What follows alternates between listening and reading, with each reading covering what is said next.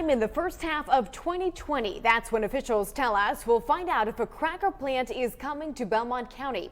The company behind the proposed plant has already invested big money into the Dilly's Bottom site and billions more if the project moves forward. The promise of a massive ethane cracker is just one part of the economic impact, but along with it will come other businesses, ancillary pop-ups that will have a direct impact on people who won't actually work at the plant.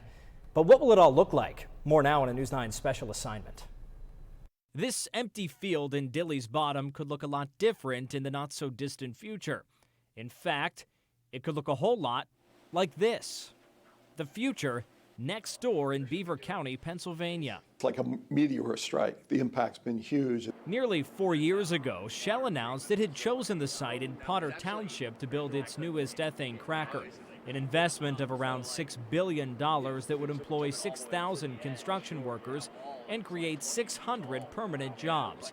Jack Manning is a newly elected county commissioner with a background in the petrochemical industry, including time with Shell. It's been nothing like anything that's happened, certainly since the 40s or so in this area when the war effort was going and steel mills were really cranking up. An economic boon to a county decimated by the collapse of the steel industry. At the peak of the demise of the steel mills here, the unemployment rate in 1983 in Beaver County was 27.1%. The influx of thousands of construction workers led to a housing demand, including the construction of new hotels.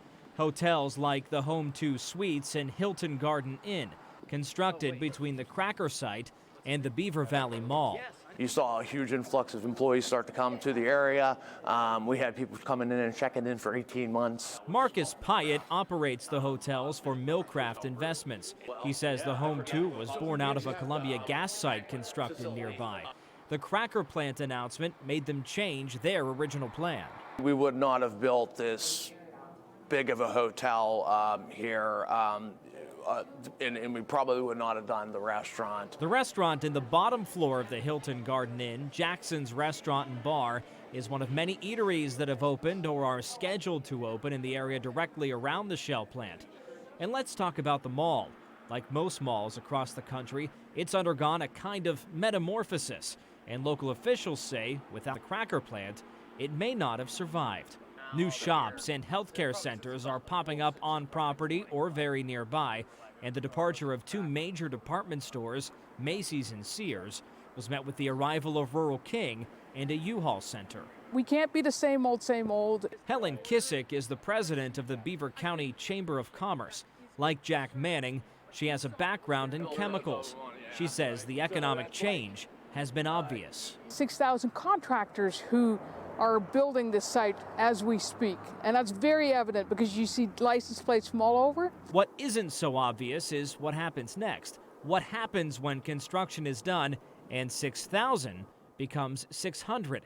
It's something the county and its businesses will have to reckon with. I've said that all along, right? As again, having lived in an area where there's chemical industry like this, if somebody overbuilt, for example, if you put a restaurant in that had all this extra seating to accommodate this, and now you're back to a more normal size, there's no doubt that some businesses, in my opinion, will have overbuilt and then have to adjust accordingly. You don't build, permanent supply for temporary demand. So if you are investing in especially like a hotel-like project, you need to believe in the longevity of that. And sometimes that's a gut feel. This now gives people a reason to invest in Beaver County. The hope that this brought, the putting us on the map with that kind of how can you ignore a $6 billion investment in your backyard? Well, not everyone in Beaver County wants the cracker plant. As a neighbor, in part 2 of our story, we're talking to environmental activists and learning why they want the industry buildup stopped. That's tomorrow at 11 on News 9 Tonight.